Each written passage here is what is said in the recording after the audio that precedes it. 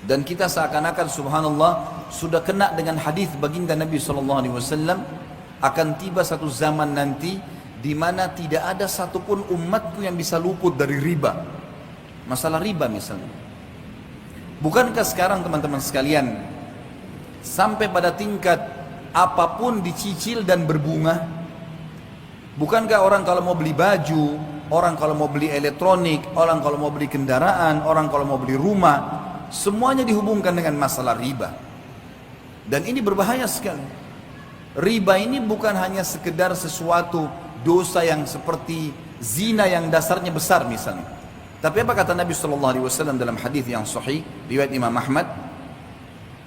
1 dirham riba lebih berat daripada 36 kali berzina. Bayangkan kalau kita berzina, naudzubillah, sekali, sudah berat hukumannya. Sudah cukup Allah datangkan penyakit kelamin untuk dia sebenarnya. Sudah cukup Allah akan coba dengan bangkrutnya usahanya, ribut dengan istrinya dan suaminya, anaknya jadi sakit dan beragam macam cobaan akan datang. Bagaimana kalau seandainya 36 kali berzina? Padahal 1 dirham, 1.000 rupiah riba. Baik teman-teman sekarang masih pakai kartu kredit sekarang, memaksakan diri untuk pakai. Apa itu? Dipaksakan untuk menyicil sesuatu. 0% kok Ustaz? Baik 0%. Taib, kalau seandainya Anda terlambat 1 hari saja, bukankah kena bunga 50 rupiah? 50 ribu rupiah? 50 ribu bisa saya jangkau, gaji saya 3 juta. Benar, tapi 50 ribu rupiah kalau kita hubungkan dengan hadis tadi, lebih berat daripada 36 kali berzina. Untuk apa?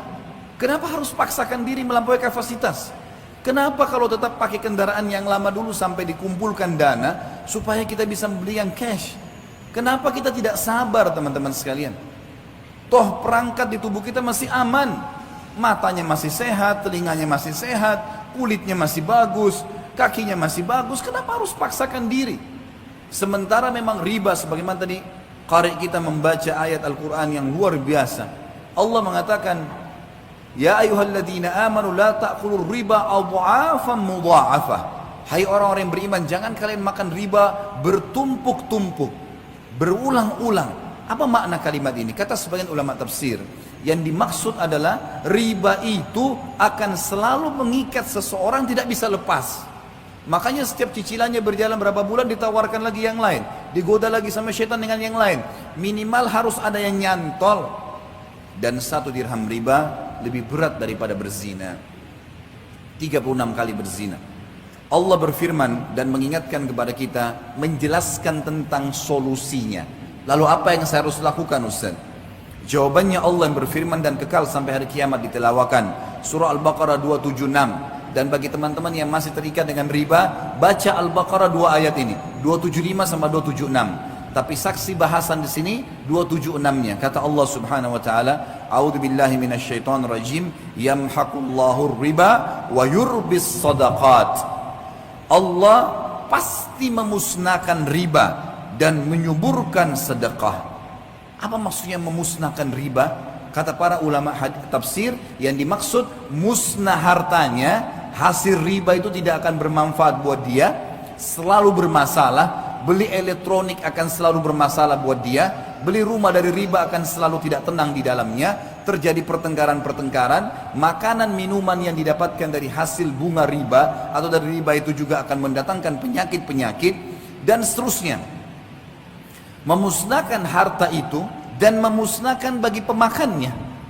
Sesuai dengan hadis Nabi SAW, Allah melaknat pelaku riba, penulisnya, saksinya, semua kena. Maka harus hati-hati. Dan Allah menyuburkan sedekah. Bagaimana mempertemukan teman-teman sekalian antara riba dengan sedekah? Bagaimana kita mempertemukan antara riba yang orang transaksi jual beli bertambah berbunga dengan sedekah? Sedekah seakan-akan kita tidak dapat apa-apa. Para ulama tafsir mengatakan yang dimaksud adalah kalau seseorang mau diluaskan rezekinya dan dia tidak akan perlu bergantung pada riba dan hutang, maka dia harus rajin bersedekah. Makin besar dia keluarkan sedekah, maka minimal balasannya 10 kali lipat. Sebagaimana Allah berfirman dalam Al-Quran, dan kita sebagai orang beriman yakin dengan firman Allah. A'udzubillahi minasyaitonir rajim. Faman ya'mal minas salihati Maaf, ayatnya adalah man jaa bil hasanati falahu asyru adhafiha. Al-ayat. Siapa yang melakukan satu kebaikan termasuk sedekah di dalamnya, maka Allah akan datangkan 10 kali lipat. Sebenarnya kita kalau sedekah 5.000 rupiah, 50.000 rupiah, 100.000 rupiah, 1 juta rupiah, atau makin besar maka makin bagus. Pada saat itu sudah ada jaminan dari Allah, kita akan dapat secara investasi dengan sang pencipta Allah 10 kali lipatnya. 50.000 akan 500.000, 5 juta akan 50 juta. Ini janji, nggak mungkin salah. Allah nggak mungkin salah. Inna Allah la yukhliful mi'ad. Allah nggak akan pungkiri janjinya. Wa man asdaqu minallahi qila. Dan siapa yang lebih jujur daripada Allah dalam perkataan? Nggak ada yang salah.